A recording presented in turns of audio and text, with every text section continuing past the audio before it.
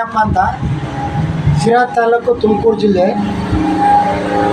ಇವತ್ತು ನಾನು ಮಾಡ್ತಾ ಇರ್ತಕ್ಕಂಥ ವಿಚಾರ ಅಂತ ಹೇಳಿದರೆ, ಪರಿಶಿಷ್ಟ ಜಾತಿಯ 101 ಜಾತಿಗಳಿರ್ತಕ್ಕಂಥ ಜನಾಂಗದ ಒಳ ಮೀಸಲಾತಿಯ ವಿಚಾರವಾಗಿ ಪರಿಶಿಷ್ಟ ಜಾತಿಯಲ್ಲಿ ಅಸ್ಪೃಶ್ಯ ಜಾತಿಗೆ ಒಳಪಟ್ಟಂಥ ಮಾದಿಗ ಸಮುದಾಯವು ಸುಮಾರು 30 ಚಿಲ್ಲರೆ ವರ್ಷಗಳಿಂದ ವಿವಿಧ ಹಂತದ ರೂಪದಲ್ಲಿ ಒಳ ಮೀಸಲಾತಿಯನ್ನು ಮಾಡಿಕೊಡಿ, ನಮ್ಮ ಜನಸಂಖ್ಯೆಗೆ ಅನುಗುಣವಾಗಿ ಮಾಡಿಕೊಡಿ, ನಾವು ಸಮಾಜದ ಕಟ್ಟಕಡೆಯ ಸ್ಥಾನದಲ್ಲಿರೋರಾಗಿರೋದ್ರಿಂದ ಸಮಾಜದ ಆರ್ಥಿಕ, ರಾಜಕೀಯ, ಸಾಮಾಜಿಕ ಮತ್ತು ಶೈಕ್ಷಣಿಕವಾಗಿ ಸಮಬಲರಾಗವರೆಗೂ ನಮಗೆ ಒಳ ಮೀಸಲಾತಿ ಬೇಕು, ಜನಸಂಖ್ಯೆಗನುಗುಣವಾಗಿ ನಮ್ಗೆ ಒಳ ಮೀಸಲಾತಿ ಸಿಕ್ಕಿಲ್ಲ ಅನ್ನೋಂಥ ಹೋರಾಟವನ್ನು ನಾವು ಮಾಡ್ತಲೇ ಬರ್ತಾಯಿದ್ದೀವಿ. ಬಂದಂಥ ಸರ್ಕಾರಗಳು, ವಿಶೇಷವಾಗಿ ಪಕ್ಷಾತೀತವಾಗಿ ಹೇಳಬೇಕು ಅಂದರೆ BJP ನೇತೃತ್ವದ ಸರ್ಕಾರ ಆ ವಿಚಾರದಲ್ಲಿ ಜಾತಿ ಗಣತಿ ಮಾಡಲಿಕ್ಕೆ 12 ಕೋಟಿ ರೂಪಾಯಿ ದುಡ್ಡನ್ನು ಯಡಿಯೂರಪ್ಪನವ್ರು ಬಿಡುಗಡೆ ಮಾಡಿದರು. ನಂತರದ ದಿನಗಳಲ್ಲಿ ಅದಕ್ಕೆ ಆಂಜನೇಯ ಅವರು ಕಾಂಗ್ರೆಸ್ ಸರ್ಕಾರ ಬಂದಾಗ ಅದಕ್ಕೆ ಒಂದಷ್ಟು ಶಕ್ತಿಯನ್ನು ಕೊಟ್ಟರು. ಆದರೂ ಕಾಂಗ್ರೆಸ್ ಸರ್ಕಾರದಲ್ಲಿ ಆಗಲಿಲ್ಲ. ಕಾರಣ ಇಷ್ಟೇ, ಅಲ್ಲಿ ಏನು ನಮ್ಮ ಮೂಲ ಅಸ್ಪೃಶ್ಯ ಜಾತಿಯ ನಮ್ಮ ಸಹೋದರ ಜಾತಿಯ ಬಲಗೈ ಅಂದರೆ ವಲಯ ಜನಾಂಗದವರು ರಾಜಕೀಯವಾಗಿ ಬಹಳ ಪ್ರಾಬಲ್ಯವಾಗಿರೋದ್ರಿಂದ ಮತ್ತು ಉದ್ಯೋಗದಲ್ಲೂ ಅವ್ರದ್ದೇ ಮೇರು ಪಥ್ಯ ಇರೋದರಿಂದ ನಮಗೆ ಅವರಿಂದಲೇ ನಿಜವಾಗ್ಲೂ ಅಡಚಣೆ ಆಗ್ತಾಯಿದೆ. ಈಗ SR ಬೊಮ್ಮಾಯಿಯವರು ಬಂದ ಮೇಲೆ ಒಂದು JC ಮಾಧುಸ್ವಾಮಿ ನೇತೃತ್ವದಲ್ಲಿ ಒಂದು ಸದಸ್ಯತ್ವ ನೇಮಕ ಮಾಡಿ, ಒಂದು ಆಯೋಗವನ್ನು ನಮ್ಮ ನೇಮಕ ಮಾಡಿ 5.5, 6, 4.5 ಮತ್ತು 1 ಅಂತೇಳಿ ನಿಗದಿಯನ್ನು ಮಾಡಿದರು. ಆ ನಿಗದಿ ಪ್ರಕಾರ ಅದು ಕೇಂದ್ರ ಸರ್ಕಾರಕ್ಕೆ ಶಿಫಾರಸ್ಸಾಗಿ ಅವ್ರ ಕಾಲದಲ್ಲಿ ಹೋಯಿತು. ಅವತ್ತು ಸುಪ್ರೀಂ ಕೋರ್ಟಲ್ಲಿ ಇದು ಒಳ ಮೀಸಲಾತಿ ವಿಚಾರ ತಡೆ ಇದೆ ಅನ್ನೋಂಥ ವಿಚಾರ ಕೇಳಿಕೊಂಡು ನಿಲುಗಡೆ ಆಯಿತು ಅಂತ ನಮಗೆ ಮಾಧ್ಯಮಗಳಲ್ಲಿ ಮತ್ತು ಬಲ್ಲವರಿಂದ ತಿಳಿದಿತ್ತು. ಮತ್ತು ಸುಪ್ರೀಂ ಕೋರ್ಟು ಜಾತಿಯ ಒಳ ಮೀಸಲಾತಿಯನ್ನು ಆ ರಾಜ್ಯ ಸರ್ಕಾರಗಳೇ ಅಂತಿಮಗೊಳಿಸಿ ವರದಿಯನ್ನು ನಮಗೆ ಕಳಿಸ್ಬೋದು, ಆಗ ನಾವು ಅದನ್ನು ಆದೇಶವಾಗಿ ಮಾಡ್ತೇವೆ ಅಂತ ಹೇಳಿದ್ದಾರೆ. ಈ ಮೂಮೆಂಟ್ನಲ್ಲಿ ಏನು ಸಿದ್ದರಾಮಯ್ಯವರು ಕಾಂಗ್ರೆಸ್ಸಿನ ಪ್ರಣಾಳಿಕೆಯಲ್ಲಿ, ಚುನಾವಣಾ ಪ್ರಣಾಳಿಕೆಯಲ್ಲಿ ಈ ಒಂದು ಅಜೆಂಡನ್ನು ಇತ್ತು. ಅವರು ನಾನು ಅಧಿಕಾರಕ್ಕೆ ಬಂದ 6 ತಿಂಗಳೊಳಗಡೆ ಒಳ ಮೀಸಲಾತಿ ವರ್ಗೀಕರಣವನ್ನು ಜಾರಿಗೊಳಿಸ್ತೀನಿ ಅಂತ.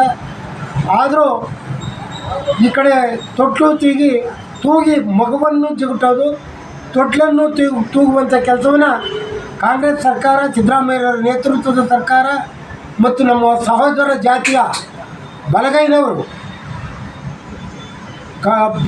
ಬಹಿರಂಗವಾಗಿ ವಿರೋಧ ಮಾಡಿ ಸಭೆ ಸಮಾರಂಭಗಳು ಮಾಡಿದ್ದಾರೆ. ಅವ್ರಿಗೆ ಕೊಡಬಾರ್ದು, ಸಮಗ್ರವಾಗಿ ವರದಿ ಜಾರಿಯಾಗಿಲ್ಲ ಅಂತಾರೆ. ಯಾವ ರೀತಿ ಜಾರಿ ಆಗಬೇಕು ಅಂತ ನಮಗೆ ಗೊತ್ತಾಗ್ತಾಯಿಲ್ಲ. ಕಾಂಗ್ರೆಸ್ ಇರಲಿ, BJP ಇರಲಿ, ನಮಗೆ ಪಕ್ಷದ ಪ್ರಶ್ನೆ ಇಲ್ಲ. ನೀವು ಕೊಟ್ಟು ಮಾತಿನಿಂದ ನಡ್ಕೊಳ್ಬೇಕಾಗ್ತದೆ. ಈಗಾಗಲೇ ನೀವು ಏನೋ ಒಂದು ವರದಿಯನ್ನು ನಾಗಮೋಹನ್ ದಾಸರವರ ವರದಿಯನ್ನು ತರಿಸ್ಕೊಂಡಿದ್ದೀರಿ, ಅದು ನಿಮ್ಮ ಕೈ ಸೇರಿದೆ ಅಂತ ಗೊತ್ತಾಗಿದೆ. ಅದನ್ನು ಸಹ ಎಲ್ಲ ಬಲಗೈ ಜನಾಂಗದ ನಮ್ಮ ಸಹೋದರ ಜಾತಿಯವರು ವಿರೋಧಿಸ್ತಾ ಇರ್ತಕ್ಕಂಥದ್ದು ಅಂಥದ್ದು ಅತ್ಯಂತ ದುಃಖಕರಣೀಯ. ಅವರ ಹಕ್ಕನ್ನು ನಾವು ಕೊಡಲಿಕ್ಕೆ ನಮ್ಮ ಬಾಧೆ ಇಲ್ಲ. ಅವ್ರ ಹಕ್ಕನ್ನು ಅವ್ರು ಪಡೀಲಿ. ನಾವು ಈವರೆಗೂ ಈ ಸಮಾಜದ ಅತ್ಯಂತ ಕಟ್ಟಕಡೆಯ ಸ್ಥಾನದಲ್ಲಿದ್ದೇವೆ. ಈ ಸಮಾಜ ಇನ್ನೂ ನಮ್ಮನ್ನು ಭಾಳ ಎಲ್ಲೋ ಒಂದು ರೀತಿ ಕೆಟ್ಟ ದೃಷ್ಟಿಯಿಂದಲೇ ನೋಡ್ತಾ ಇದೆ. ಒಂದು ವೇಳೆ ನಾನು ಈ ಜಾತಿಯ ಚುನಾಯಿತ ಪ್ರತಿನಿಧಿಗಳಿಗೆ, ಮಾಜಿ ಪ್ರತಿನಿಧಿಗಳಿಗೆ, ಸರ್ಕಾರಿ ಅಧಿಕಾರಿಗಳಿಗೆ, ನಿವೃತ್ತ ಅಧಿಕಾರಿಗಳಿಗೆ ಮತ್ತು ನೌಕರರ ವರ್ಗದವರು, ಸಮಾಜದ ನೌಕರು ಪಟ್ಟಣ ಗ್ರಾಮ ಪಂಚಾಯತಿ ಹಿಂದುಳಿದು ಪಟ್ಟಣದ ಬದಿಯವರೆಗೆ ಇರ್ತಕ್ಕಂಥ ಈ ಮಾದಿಗ ಜನಾಂಗದ ಮುಖಂಡರು ಬಹುಶಃ ಈ ಸದಾಶಿವ ಆಯೋಗ ಅಥವಾ ನಾಗಮೋಹನ್ ದಾಸ್ ವರದಿಯನ್ನು ಕಾಂಗ್ರೆಸ್ನವ್ರು ಜಾರಿ ಮಾಡಲ್ಲ. ಅವ್ರಿಗೆ ಮಾಡಲಿಕ್ಕೆ ಒಂದು ವರ್ಗದ ನಮ್ಮ ಸಹೋದರ ಜಾತಿಯವ್ರದ್ದೇ ಒತ್ತಡ ಇರೋದ್ರಿಂದ ಅವರು ಮಾಡಲ್ಲ ಅಂತ ಕಾಣುತ್ತೆ. ಈಗ ನೀವು ಮೌಢ್ಯತನವನ್ನು ಬಿಟ್ಟು ಸಮಾಜದಲ್ಲಿ ನಮ್ಮ ಮಕ್ಕಳಿಗೆ ಶಿಕ್ಷಣವನ್ನು ಪ್ರತಿಯೊಬ್ಬರು ಸಹಾಯ ಇಲ್ಲದೆ ಇರ್ತಕ್ಕಂಥವ್ರಿಗೂ ಯಾರು ಸ್ವಲ್ಪ ಹಣಕಾಸಿನಲ್ಲಿ ಸದೃಢರಾಗಿದ್ದಾರೆ ಅವರ ಸಹಕಾರಿಯನ್ನು ಕೊಟ್ಕೊಂಡು ಶಿಕ್ಷಣವನ್ನು ಕೊಡಿಸ್ಬೇಕಾಗ್ತೈತೆ.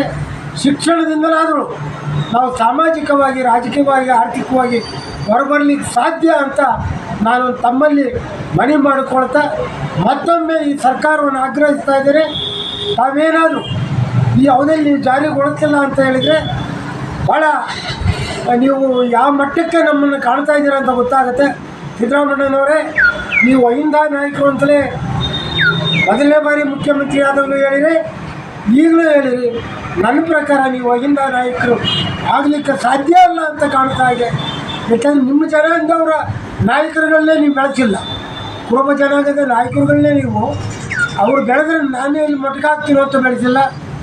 ಈಗ ಅನೇಕ 41 ವರ್ಷದ ಕಪ್ಪು ಚುಕ್ಕೆಯಿಂದ ಇರ್ತಕ್ಕಂಥ ತಾವು ಅನೇಕ ಹಗರಣಗಳ ಸರಮಾಲೆ ನಿಮ್ಮ ಮೇಲೂ ಇದ್ದಾವೆ.